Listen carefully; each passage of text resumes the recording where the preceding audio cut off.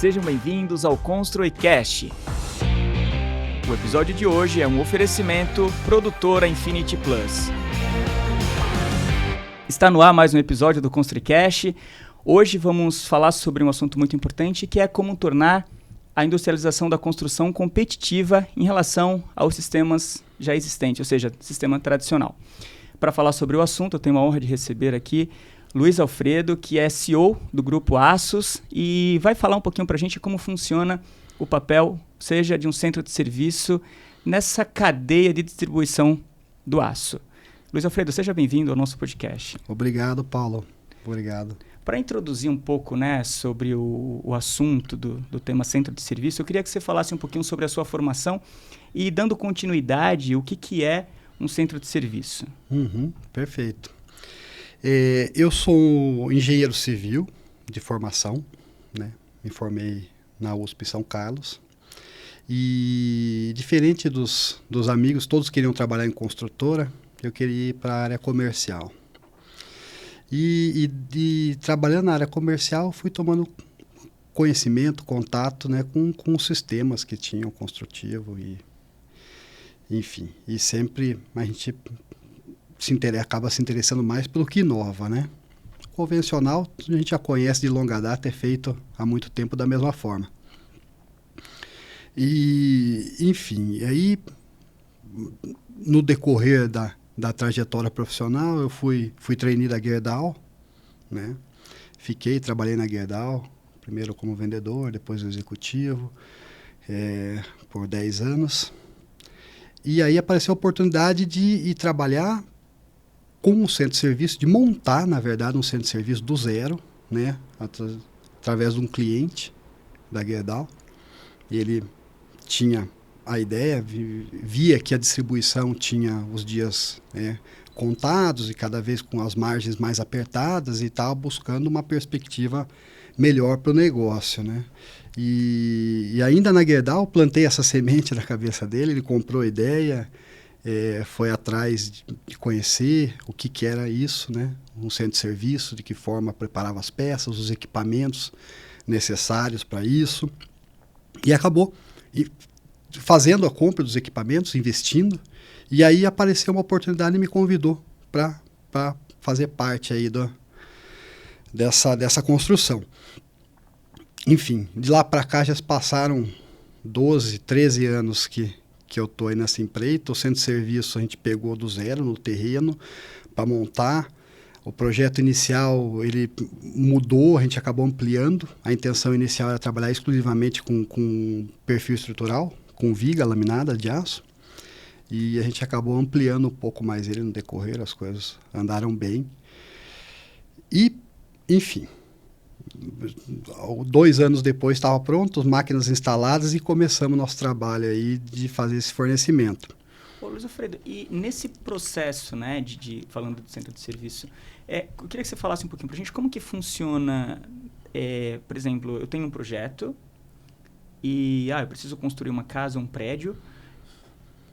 Que tipo de solução você oferece, né, para esse mercado e onde que o centro de serviço se encaixa? Né? Perfeito. Não sei se ficou clara a minha pergunta. Ficou sim. O centro de serviço ele tem o papel de industrializar o material. Então, né, a matéria-prima aço é produzida pelas usinas nas diferentes formas, né?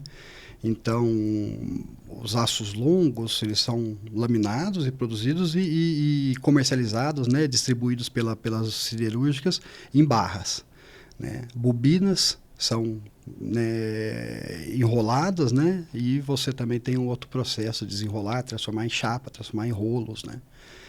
Então, para cada matéria-prima você tem processos, né, até chegar e você ter uma estrutura pronta montada. A concepção estrutural é definida por um projetista, sempre, né? E o projeto de aço, ele tem uma etapa a mais do que um projeto, assim, não que o projeto de concreto não tenha, né? Mas o do aço é mais específico, mais especializado, uma etapa de detalhamento, né?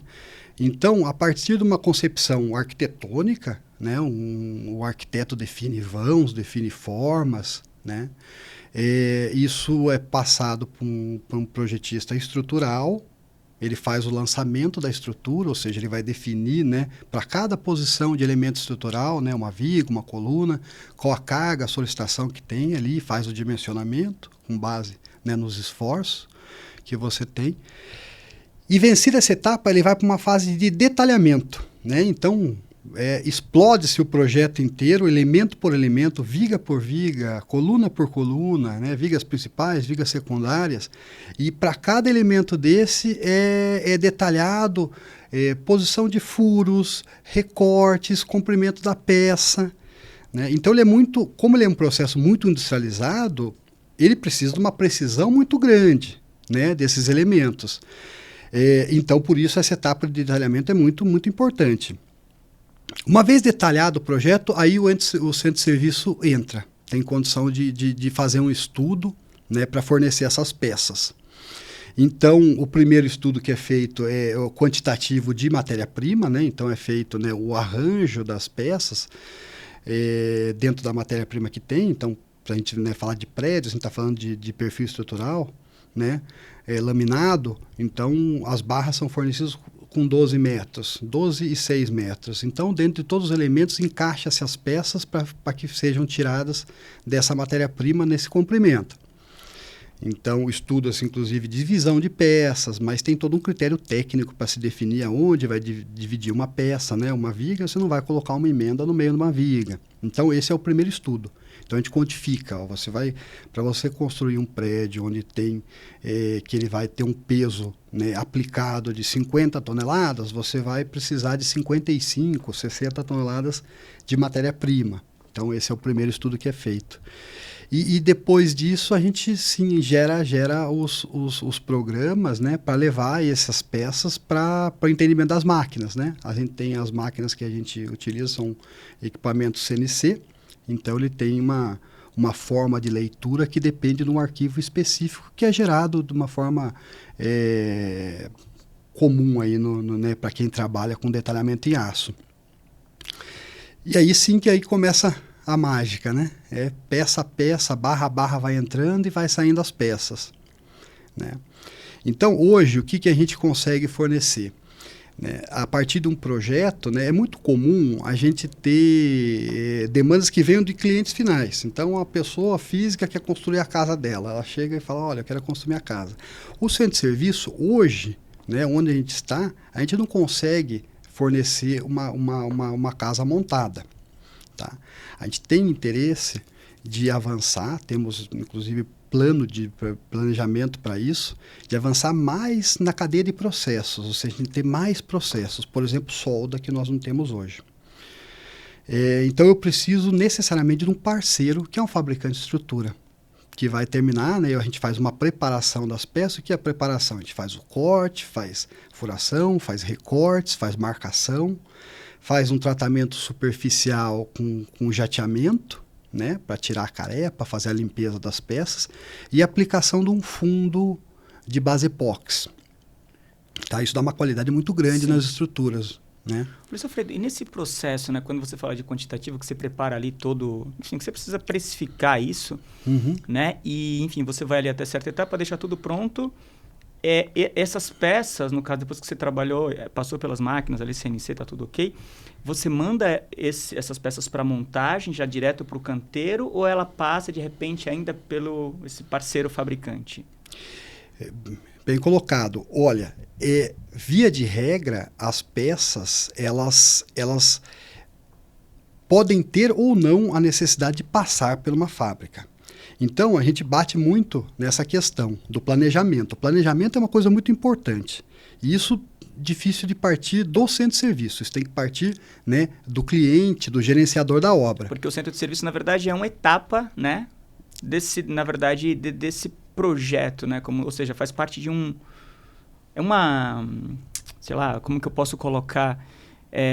o centro de serviço, na verdade, é o meio. É um elo dessa cadeia toda, que é uma cadeia bem extensa, né? Se a gente falar da concepção estrutural, definição, né, de vãos, toda a concepção estrutural, aí depois projeto estrutural, detalhamento, para chegar o centro de serviço passa com uma preparação dentro desses processos, né, que eu comentei, e depois disso ela vai ainda passar por mais um processo de fabricação, né, e depois a montagem para você ter, né, a estrutura pronta, aí sim para você seguir com a obra, com os acabamentos todos.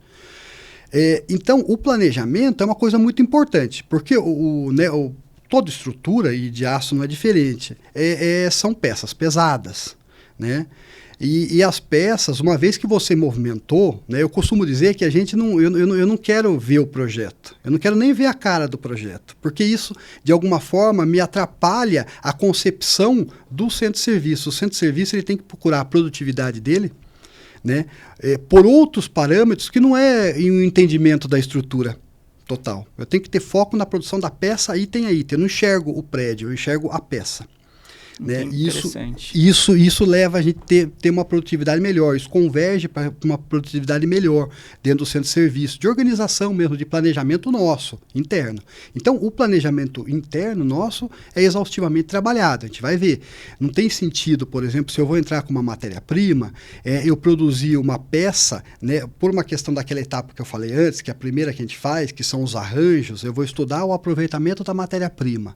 Né? Então, eu vou pegar peças. Eu posso ter numa mesma barra, né, um elemento, uma viga, por exemplo, uma viga secundária, que ela está sendo produzida ao mesmo tempo, uma viga que vai ser aplicada no primeiro andar no prédio, junto com uma que vai ser aplicada no último andar do prédio. Né? E uma interferência nessa metodologia vai provocar com certeza uma perda, né, de um aproveitamento pior da matéria-prima.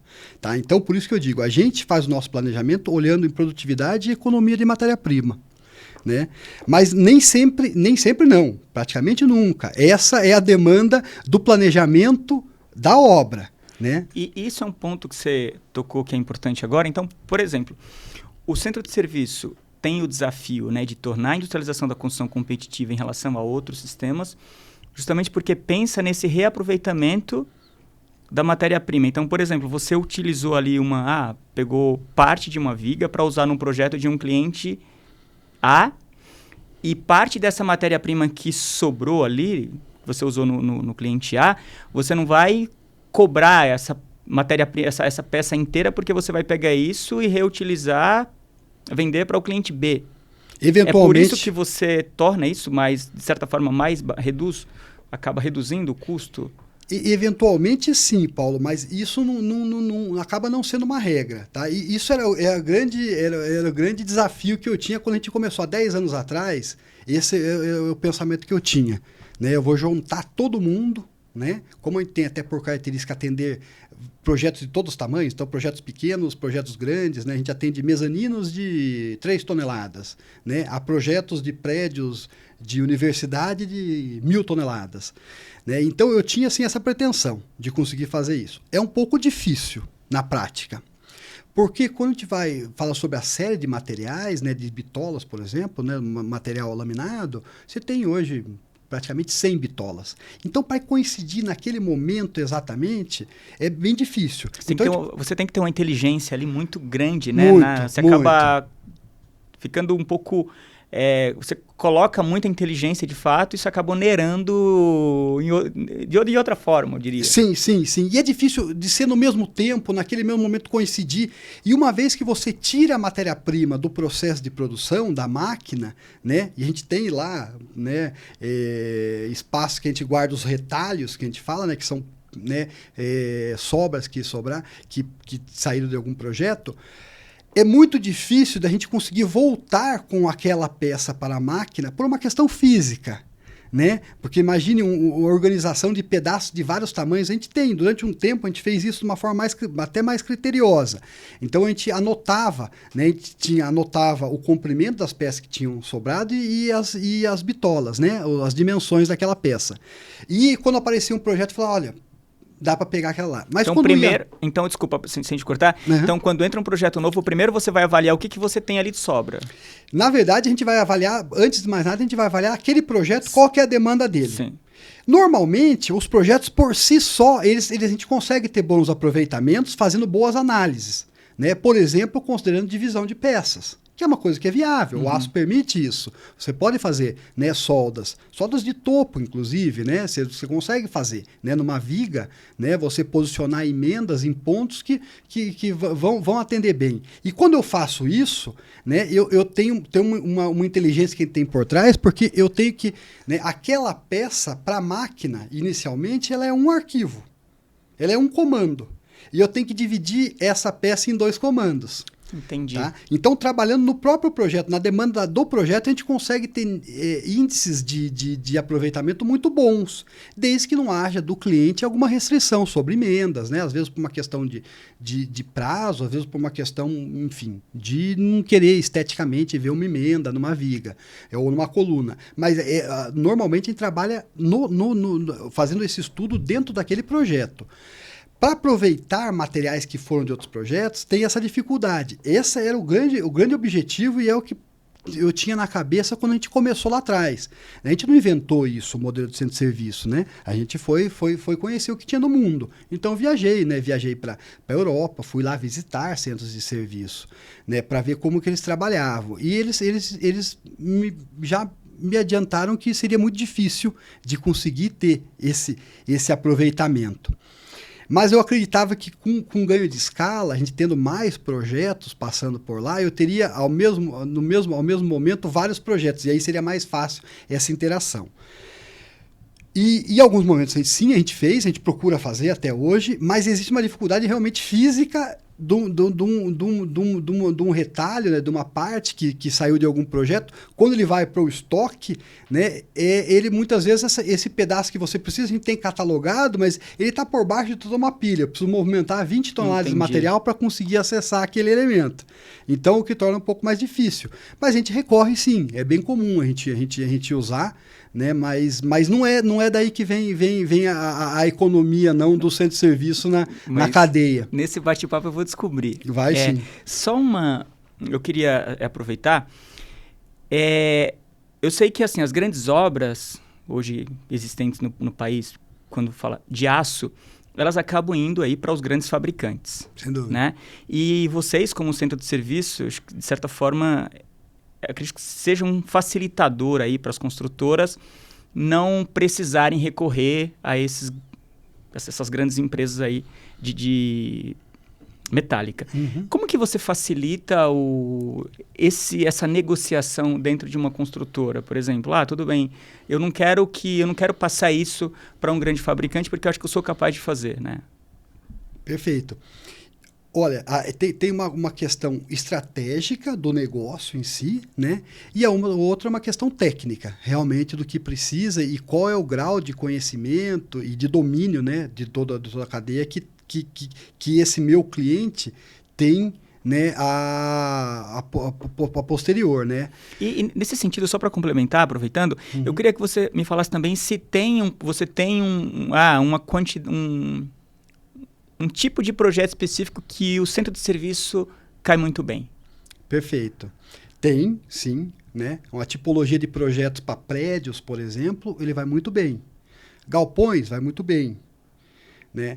Alguns projetos que partem, tem um partido arquitetônico mais com curvas, né? Com elementos que não são convencionais, né? Ou seja, eles não partem simplesmente da matéria-prima e já tá praticamente pronto, né? Só ser trabalhado, aí tem um pouco mais de dificuldade, tá? Dentro dos processos que a gente tem hoje, né? A tendência é que os processos também a gente evolua.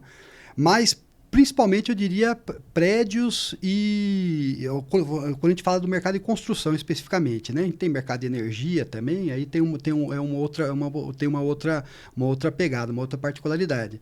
Mas no mercado de construção, o centro de serviço se adapta muito bem à construção de imobiliária, residencial, prédios e galpões. e galpões em geral. E nesse segmento imobiliário, né? Imagina, eu tenho, bom, como você sabe, né, muitos amigos e amigas arquitetos, e também tem donos aí de construtoras aí ligado ao meu ciclo de amizades. Como que você consegue ajudar, de repente, um arquiteto a viabilizar uma casa em aço? Porque como eu te falei, né, um pouco atrás, a gente estava falando de, eu tenho um projeto em aço, não é possível viabilizar por conta do custo, às vezes porque ele não consegue medir ali as vantagens, né, da questão da solução construtiva em aço. Então, como que você ajuda um arquiteto, por exemplo? Eu acho que a gente ajuda, num primeiro momento, a gente ajuda com informação, né? Facilitando, né, os meios, né? Que são necessários. Porque, como eu comentei anteriormente, né, a gente, no centro de serviço, a gente precisa do detalhamento. Eu preciso enxergar as peças, exatamente como elas são. Né? Onde estão os furos, onde estão recortes, onde estão passagem de dutos, né? Então, esse projeto, né, quando sai da mão do arquiteto, ele vai para um projetista estrutural, para um projetista de instalações, que vai definir parte de iluminação, parte de dutos, né, no geral, tal. O aço tem essa vantagem, é possível você fazer passagem de dutos, né, por vigas, isso dá bastante flexibilidade também para o projeto. Então, como que a gente ajuda? A gente ajuda naturalmente, né, com os anos, a gente foi desenvolvendo o nosso network, né, contato de pessoas que a gente já trabalhou, que a gente confia, né, que são bons profissionais. Então, no primeiro momento, se chega um projeto para a gente sem um detalhamento, a gente orienta a procurar e até indica, né, alguns projetistas para fazerem o detalhamento. E nesse sentido, nesse momento, você acaba passando ali, eu acho que esse projeto a gente consegue reduzir esse custo inicial em até X%? Você já tem mais ou menos essa skill ou não? Se a gente comparar com o mercado em termos do, né, o custo de processamento do aço, sim. Sim. Né? Agora, o que acontece, né, é que o aço é um elemento que ele, né, é um produto que é vendido na balança. Né? Ele é peso. Né? Então, o projeto estrutural, muitas vezes, vai determinar, né, a taxa de aço de um projeto. Mas muito também do projeto arquitetônico. Né? Às vezes, né, a gente escuta bastante, tem demandas, e eu estou passando até por uma situação agora pessoal, né, nesse quesito. O arquiteto, ele fala, olha, eu quero em aço, mas eu quero uma viga grande, eu quero imponente. Né? Então, isso é um apelo arquitetônico. E, estruturalmente, você pode usar uma viga bem menor. Né? Então, essa é a questão. Então, aí vai, né, de você conciliar aí, né, qual que é a expectativa, né, do projeto arquitetônico, do cliente e do que é possível fazer tecnicamente. A gente estava no episódio da série Mulheres que Constroem, eu recebi foi um bate-papo muito interessante entre uma arquiteta, a Viviane, e uma engenheira. A gente estava, engenheira, enfim, ela atua numa grande construtora, a Berenice, e a gente estava falando da importância, né, da comunicação entre arquitetura e engenharia. Você acha que isso é um ponto que a gente precisa se atentar? Porque às vezes, imagina, você chega com uma solução que vai atender muito melhor e às vezes, sei lá, por um capricho do arquiteto, fala, não, eu não abro mão, isso acaba inviabilizando às vezes um projeto. Por conta disso, pode acontecer ou não? Pode acontecer, e eu acho sim que é super salutar. Tem que ter uma sintonia bem fina ali, né? E chegar-se a um acordo, né? Eu entendo que a arquitetura em si, em muitos momentos, sim, são, né, o apelo visual do arquitetônico, isso faz parte da arquitetura, né? E isso tem que ser valorizado, né? E, enfim. Mas eu acho que tem que ter, sim, pelo menos uma comunicação, né, efetiva para se trocar, né, informações, para buscar soluções que sejam mais adequadas do ponto de vista da viabilidade econômica. Né? Já vi, sim, projetos que entraram e não seguiram adiante por estarem com uma taxa de aço muito alta, e não chegou num acordo entre o arquiteto e o cliente e falou, nossa, mas tá muito mais caro, né, construir em aço do que fazer em concreto, então eu vou abandonar essa ideia. Né? E projetos esses que poderiam sim ser trabalhados do ponto de vista estrutural. Eu queria abrir um ponto nesse agora que você acabou de falar. Quando eu visitei sua fábrica, você me falou sobre um case, né, que você recebeu de uma casa, também nessa mesma situação. Ali você tinha um volume de aço muito grande e você acabou trazendo uma solução que viabilizou, ou seja, você conseguiu reduzir assim, drasticamente o custo daquela residência, só fazendo uma análise nesse projeto, você apresentou uma solução, legal, consegui. Como que funciona esse, né? Ou seja, esse seu suporte? Nesses casos, eu uso muito mais a experiência que a gente tem mesmo, né? Que eu tenho de ter visto muitos projetos. Você bate o olho no projeto e fala, peraí, tem alguma coisa errada aqui, vamos rever. A gente tem taxas de referência, né, do mercado, né? Então, a gente sabe, não do mercado, dos projetos mesmo em si, né? Então, é evidente que o partido arquitetônico, ele vai levar a uma taxa mais alta ou mais baixa. Grandes vãos, taxas mais altas. Balanços, taxas mais altas. Isso é normal. Né? Mas, por exemplo, uma residência, né, que seja 2, 3 andares, ela deve ter uma taxa de aço aí por volta de 50 quilos por metro quadrado. Chega a 100? Sim, chega a 100. Às vezes chega a 100, né? Se você tem um vão muito grande e por um partido, né, arquitetônico, né, um apelo arquitetônico que é, eu quero essa viga aparente, eu quero uma viga bem grande, porque eu quero ela... E aí você pode levar consideravelmente essa taxa. Então, mas eu tenho uma dúvida. Será que essa parte de, eu quero uma viga grande, aparente, será que isso não está um pouco ligado à falta de conhecimento do setor? Porque eu fico me questionando, será que vale a pena realmente, eu vou elevar o custo dessa obra em, sei lá, em X% a mais por conta de um detalhe ali, que tudo bem, eu sei que o detalhe faz a diferença, de fato, faz. Agora, será que quando você traz uma solução, você é ouvido? Né? Essa é a minha dúvida. Às vezes sim e às vezes não, né? Isso depende do profissional que está do outro lado, né? Por exemplo, ele chega a passar isso para o cliente dele, eu tenho essa solução e vai reduzir seu projeto em tanto?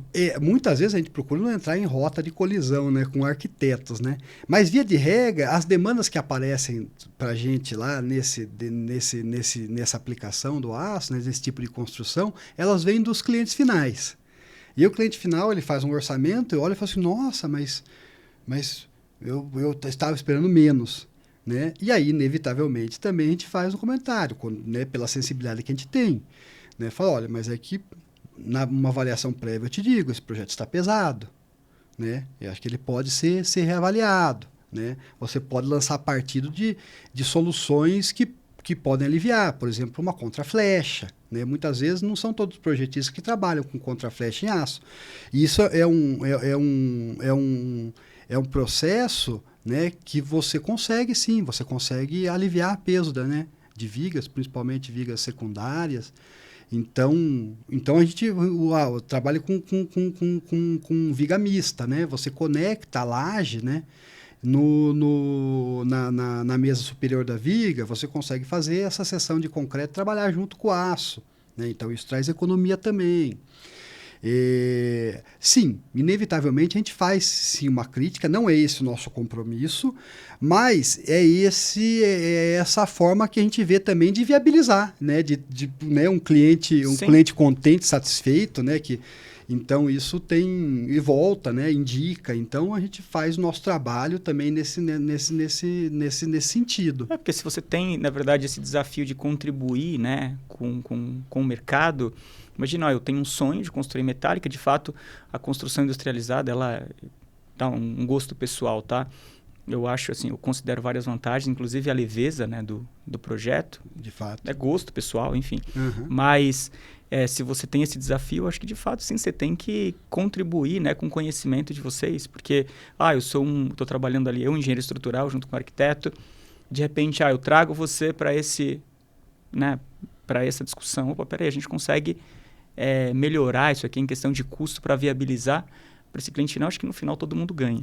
Com certeza, com né? certeza, com certeza. E nessa questão, né, de precificação, que de certa forma, eu acredito que seja aí o grande desafio onde vocês atuam, acredito que muito bem, é como que funciona a forma de precificar. A forma de precificação. Então, pegando um gancho... Até assim, comparando com a metodologia tradicional, é importante falar, tá? Perfeito. Ele tem uma metodologia própria porque ele tem, né, todo uma cadeia própria, né, o aço. E pegando um gancho, né, como que, né, por que um centro de serviço ele consegue ser mais competitivo, é pela escala de processos e uma visão de mercado mesmo diferente, de negócio. A visão de negócio é diferente do centro de serviço, né? Então, quando eu falo que o centro de serviço consegue tornar uma estrutura metálica mais competitiva, ele está falando a partir de um projeto definido. Então, eu falo assim, olha, é esse o projeto e não vai se mudar mais nada. Tá? Então, eu tenho um projeto aqui de 100 toneladas. É isso. Tá definido. Né? A partir daí, o centro de serviço entra e ele consegue ser mais competitivo em toda a cadeia de processamento do aço até ele virar uma estrutura montada. Tá? E aí, por isso passa pelo modelo de precificação. Né? O modelo de precificação do centro de serviço, do nosso centro de serviço, ele se baseia em custos unitários. Tá? Então, o furo você paga por furo. Né? É um modelo também que eu fui visitar lá fora, fui ver como o pessoal, fazer um benchmarking lá, principalmente na Europa, e vi como o pessoal trabalhava, a gente adaptou para a nossa realidade aqui, acho que a gente foi até um pouco mais criterioso, a gente tem, eu acho que o modelo nosso, assim, dificilmente você vai achar em outro país, como a gente calcula isso, mas é extremamente justo. Tem mais interferência de máquina, o custo sobe, soma-se mais custos unitários e você vai ter um preço que vai ser traduzido num preço por quilo mais alto. Se tem menos. Né? Um fabricante, ele faz essa análise, mas é uma análise muito menos quantitativa. Né? Ele faz mais uma análise, o fabricante ele tem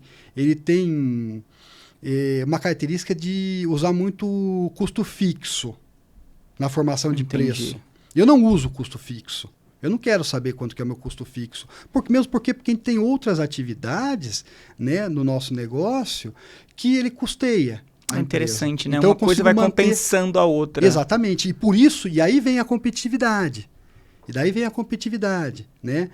O centro de serviço ele vai somando. Né? É evidente que ele vai trabalhar com margens menores, se você olhar, né, num retrato do que um fabricante, mas pela taxa de ocupação, com o tempo e margens que vão somando, né? É na venda da matéria-prima, né? É outras coisas, né? Outros produtos que a gente consegue também, né, viabilizar, né, na obra e no dia a dia, trabalhar cheio. Né? Um centro de serviço tem que trabalhar cheio, sempre cheio. Mas, e automatizado. E automatizado. Então, existe aí um desafio de vocês... Que vocês, por exemplo, você tem aí uma baixa do aço, vocês, vamos comprar bastante para ser competitivo aí, porque tudo bem, o aço subiu, vocês conseguem segurar isso por mais tempo?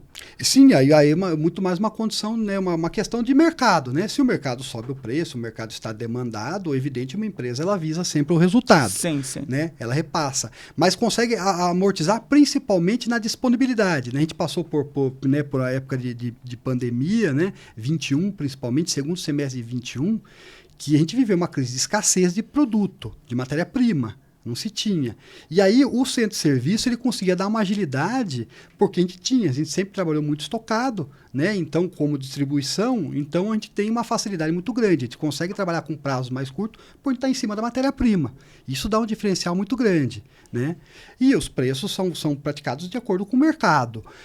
Mas na composição do resultado do centro de serviço, se a gente olhar para a margem, né, dos processos que a gente faz, elas são muito baixas. Isso torna mais competitivo. Mas para a gente faz sentido por toda a cadeia.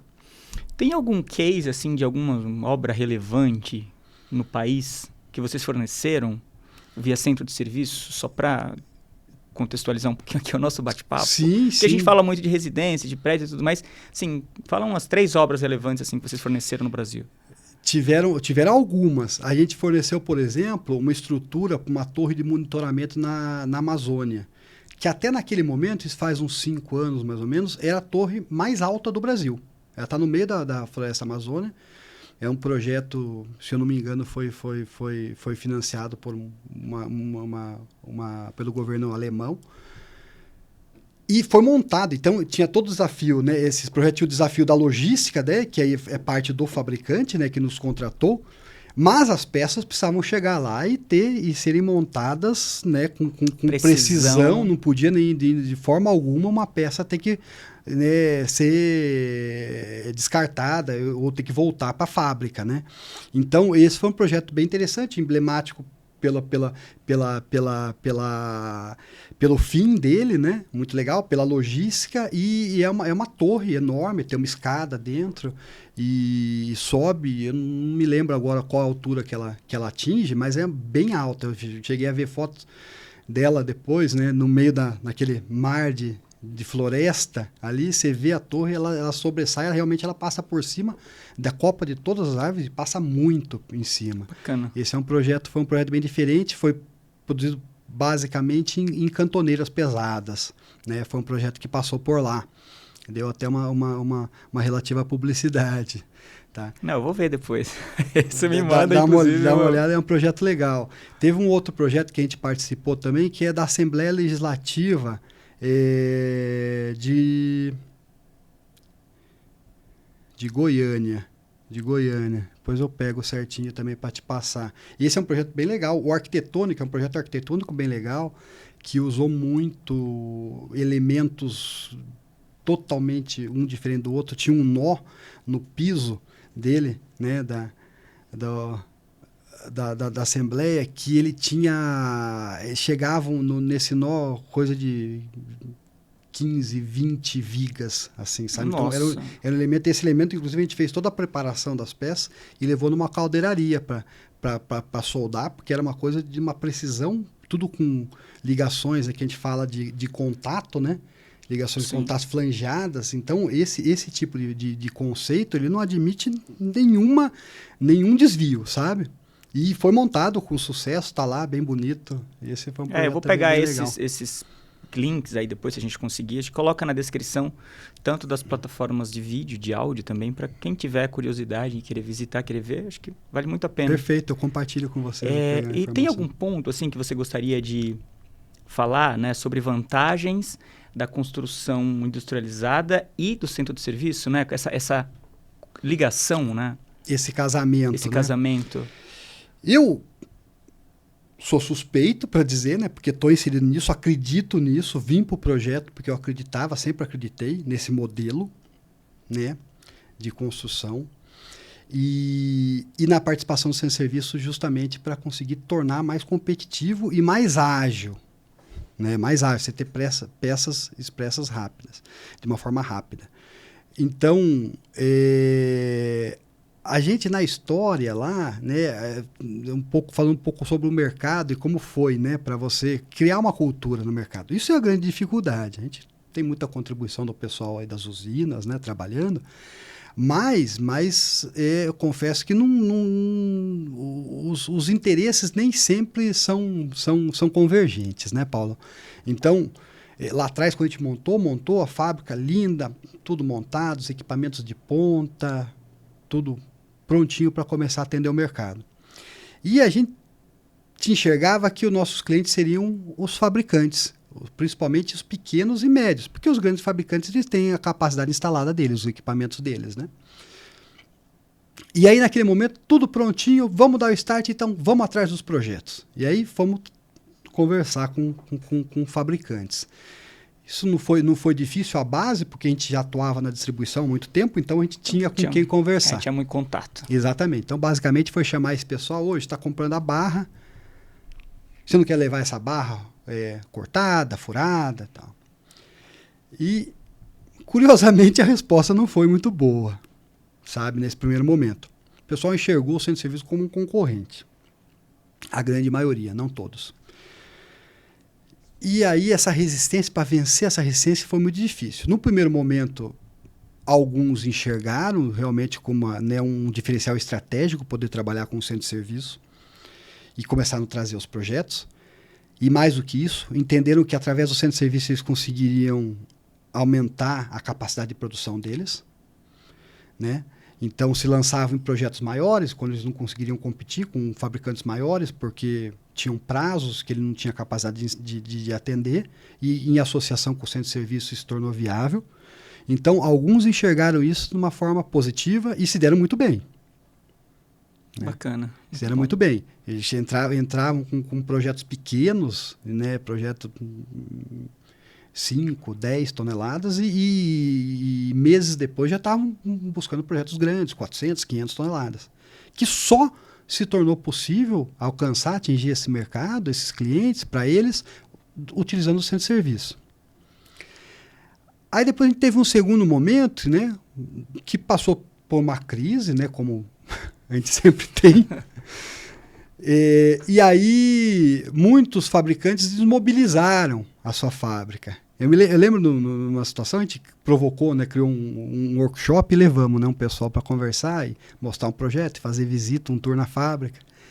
E aí todo mundo olhando, curioso, meio desconfiado, alguns desconfiados e tal. E aí um dos visitantes lá me falou assim, mas o furo como que você faz? Eu cobro por furo. Ah, mas quanto que é um furo? E aí, na época, eu não lembro, o preço não mudou praticamente nada, a gente não teve inflação no centro de serviço. Mas eu falei, R$1,50 um furo. Aí ele falou, nossa, mas R$1,50? Aí ele viu uma viga toda furada e falou assim, não, mas eu tenho lá o meu funcionário, né, meu operador, ele faz 150 furos por dia numa furadeira de base magnética. E aí ele fez a conta, eu acho que hoje até faz mais sentido, né? Os preços, né? Os salários cresceram. Mas na época ele fez a conta e falou assim, não, mas ô louco, né? Não dá. Eu falei, e eu respondi, ele falou assim, sim, e quando ele não está fazendo furo, você não paga ele? Ele olhou com uma cara assim, mas não foi muito receptivo. Eu falei, e se ele fizer o furo no lugar errado, né? Aqui você paga pelo furo e o furo no lugar certo. Então, tinha essa desconfiança, essas contas que faziam, né, muito, né, de novo, né, voltada para custo fixo e tal. E aí depois, por conta de uma crise, mudou, porque o pessoal acabou desmobilizando, teve que mandar a gente embora, e quando o mercado retomou, aí voltou a olhar um pouco para o centro de serviço com outro olhar. Falei assim, puta, eu vou contratar ou vou usar de um centro de serviço? Né? E aí teve esse segundo momento. Tá? Hoje, naquele momento, a gente enxergava que o centro de serviço ele deveria se reservar alguns processos para não invadir o espaço do fabricante. Né? Então, isso funcionou durante algum momento. Isso lá atrás, né, conversando com uma pessoa que eu respeito muito no mercado, e lá atrás ele me falou, olha, não vai funcionar você entregar parte dos processos. Você tem que entregar a peça pronta, na obra. E eu falei, mas a nossa estratégia não daí eu não quero, né, que o fabricante nos veja como um concorrente. Mas, na verdade, hoje não. Hoje eu tenho uma visão diferente. Eu acho que a gente fez nossa parte na contribuição, mas a gente vai poder contribuir mais daqui para frente, realmente avançando mais nos processos. Então, levando o processo de solda, né, nos capacitando para conseguir atender, realmente botar uma peça pronta no canteiro de obra para ser montado. Né? Lá atrás você comentou, né, sobre o que vai para a obra, o que vai para a fábrica. Depende muito do projeto. E isso é uma coisa que trabalha muito com os clientes para conscientizar sobre a necessidade de planejamento. Né? Por essência, nós brasileiros não gostamos muito de planejamento, mas faz muita diferença. E na construção industrializada faz mais ainda. Faz mais ainda. Né? Você não pode ter, né, surpresa. Você tem que as coisas têm que estar bem definidas. Né? Então, você olha, eu estou produzindo tudo junto, como eu comentei, né? A peça, a viga do primeiro andar e do último andar estão sendo produzidas na mesma barra. Se você não me avisar antes, o destino e a fase que ela vai ser usada, eu vou juntar, vou deixar elas juntas. E você vai receber na obra, se você tiver um canteiro, né, com restrição de espaço, você vai receber no mesmo momento e você vai se bater para achar. Então, esse trabalho foi feito exaustivamente, a duras penas. né? Porque o cliente comprava e contratava a gente e botava ali né? Fala, eu quero, me entregue. E sempre assim, demora-se muito tempo ali para definições arquitetônicas, definições com o cliente, e quando solta tem que ser para amanhã, tem que ser rápido. E aí o que acontecia? Isso, pegava obras maiores, né? A gente estava produzindo, né? A gente enxerga a peça, não estou enxergando a obra, né? Isso aí quem tem que me passar é você, o planejamento eu não sei por onde você vai começar a montagem da sua obra, né? Então a gente trabalha muito na conscientização. Hoje a gente está mais vacinado, então quando começa, principalmente um projeto grande, a gente enfatiza muito essa questão. Veja, qual que é o seu plano de montagem? Você me passe como você quer receber essas obras, essas peças em obra. Porque senão eu vou mandar dentro do meu critério. Isso gera uma organização de canteiro absurda, né? Se você trabalha esse planejamento. Sem dúvida, sem dúvida. Não, muitas vezes você inviabiliza, né? Aconteceu situações de ir tudo para a obra, ele falou, me mande peça, né? Até tinha por parte do nosso cliente uma necessidade de fazer medição, então precisava estar com material na obra, só que ele não estava acompanhando a montagem na velocidade, né, que as peças estavam sendo entregues. O que aconteceu? Ele juntou toneladas e toneladas de peças, né? O aço é pesado, é difícil de movimentar. Quando ele começou a montar, ele não se achava. Estava tudo misturado. E aí estava tudo misturado, aí uma pressão por ter que entregar e montar a obra, ele chegou a ponto de pegar a peça que não era do lugar e montar no lugar. E peças maiores. Então você vê, o projeto todo feito, todo concebido de uma forma correta, com dentro do que tem de mais avançado, né, em termos de tecnologia de construção, detalhado, com peças para serem parafusadas, uma montagem por parafuso, que é o que ganha mais velocidade. Sim. E ele teve que cortar pedaço da peça e soldar em obra. E quando chegou na posição daquela peça, não tinha, só que sobrou uma peça mais curta. Enfim, então tudo isso para mostrar a necessidade realmente que tem de ter um planejamento aí de recebimento das peças dentro de acordo com um plano de montagem. Isso é importante, acho que quem está ouvindo, né, ou assistindo... que tomara que se sensibilize, porque isso é uma coisa muito, muito importante. Isso facilita muito a nossa vida, né? E facilita muito a vida do cliente. Sim, sim, porque muitas vezes numa movimentação de peça de forma inadequada, você acaba até danificando todo aquele tratamento da peça que foi feita em fábrica. Uhum. Né? Porque imagina, eu pego uma peça que está lá no canteiro, vou para um lado, depois eu pego uma outra peça, coloco em cima dessa de uma forma que eu não tenho controle no canteiro muitas vezes. Não tem. Se não tiver, realmente complica, né? Aí a gente foi desenvolvendo metodologias, né, de como fazer melhor. Vamos pensar, então as peças saem de carreta. Então, hoje, né, lá na empresa, a gente criou baias, né? Então, tem baias, as baias têm exatamente o tamanho em área, né, da planta de uma carreta. Então, o cliente, a partir do planejamento do cliente, a gente destina, a gente sabe que a baia 1 é terceira entrega, baia 2 está na primeira entrega, e a gente dispõe as peças em cima dessa baia de uma forma que a gente já está prevendo como vai ser carregada e está separando. Então, numa mesma barra, aquele exemplo que eu falei, se eu estou tirando uma peça que é do primeiro andar, e eu sei que é do primeiro andar, que ela está na carga 1, entendeu? E a outra peça, que é do último andar, que ele está na carga 8, nesse momento, fisicamente, eu já separo. Eu coloco a peça do primeiro andar na baia onde vai a primeira carga, exatamente. E a peça do último andar, onde vai a última carga. Porque eu estou produzindo isso ao mesmo tempo, isso é uma coisa que é fundamental, não tem como se mudar. Pela questão do aproveitamento. Sim, para você já é um processo pensado ali desde o início daquele projeto, porque já é tudo separado. Antes entrou o projeto, vocês já pensam ali naquela área, opa, beleza, então isso aqui, essa peça vem para cá, essa vem para cá, essa vem para cá, e aí você facilita toda essa logística, né, do cliente. Exatamente. Agora, essa sintonia, né, essa informação mais refinada, mais afinada, né, com o cliente, não é tão fácil não de conseguir, porque não é da cultura. Sim. De novo, não é da cultura, sabe? Mas evidente que clientes recorrentes, que já fizeram uma vez, 2 vezes, eles vão se adaptando à forma de trabalhar, né, do centro de serviço. Porque quando você contrata um fabricante, isso é um problema do fabricante. Sim. Esse planejamento, né? Então, no centro de serviço, você tem que se antecipar, né, nesse plano para as coisas depois andarem de uma forma mais tranquila. Luiz Alfredo, e só para a gente está chegando ao final do nosso episódio, quais são as vantagens que você destacaria na construção industrializada?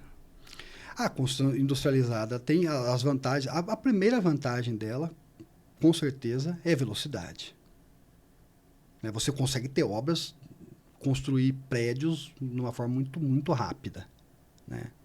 Tá, e velocidade remete a antecipação de receita, né, por exemplo. Então, a obra industrializada, você fala assim, mas é mais caro.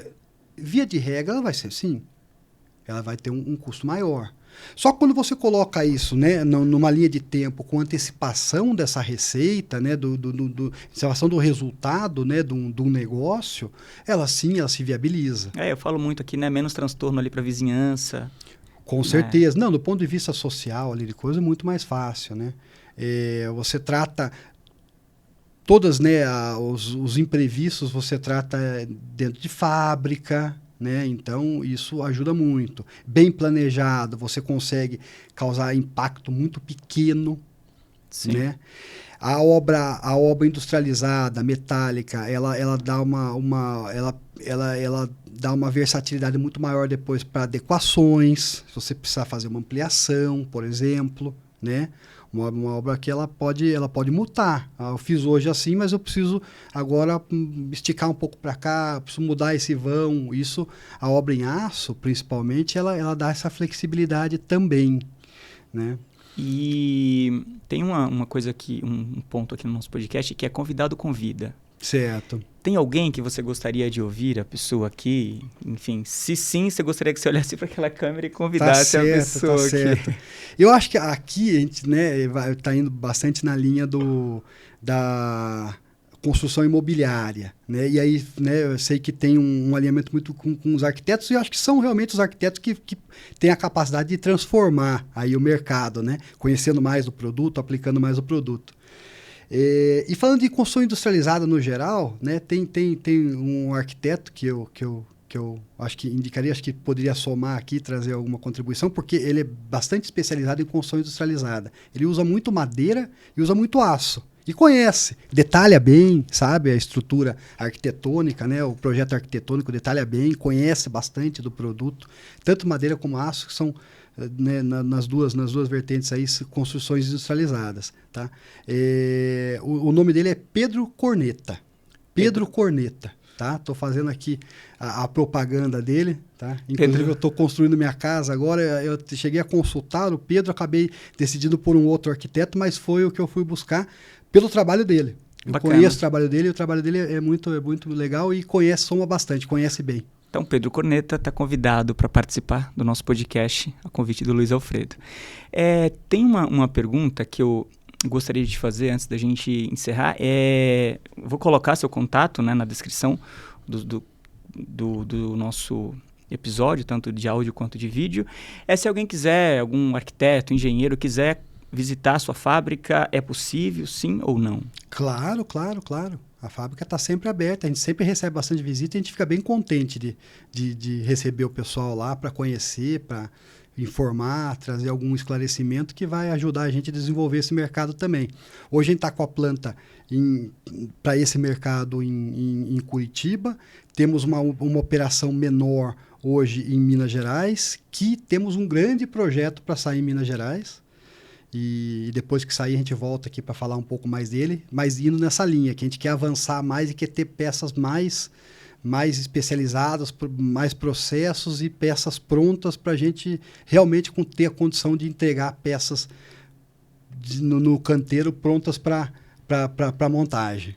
Não, bacana. Eu pergunto porque eu visitei vocês lá em Curitiba, gostei muito do que vi, né? Razão pela qual você está aqui hoje.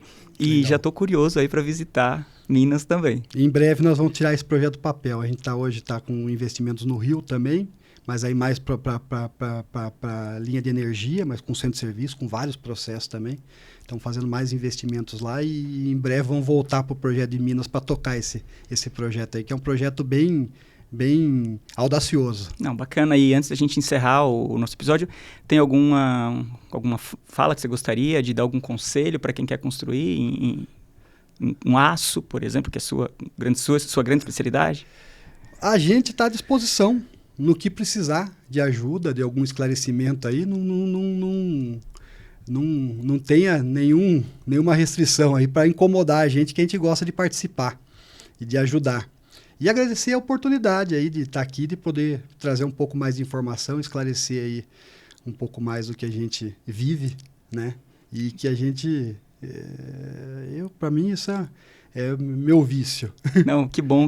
Fiquei, de fato, né, muito contente com a sua participação. A gente vem conversando aí há muito tempo e eu tenho certeza que esse episódio somou muito para você, arquiteto, você construtor, engenheiro, enfim, estudantes de arquitetura. Eu tenho certeza que hoje nós tivemos a oportunidade de ouvir e ver um assunto inédito na construção civil. Então, um abraço para vocês e antes de encerrar esse episódio, eu peço que você compartilhe, comentem, é muito importante que você comente para eu saber de fato se esse conteúdo está chegando de uma forma adequada para você. Se tiver alguma sugestão, manda para a gente, que o nosso objetivo sempre é melhorar. Então, um abraço e até o nosso próximo encontro.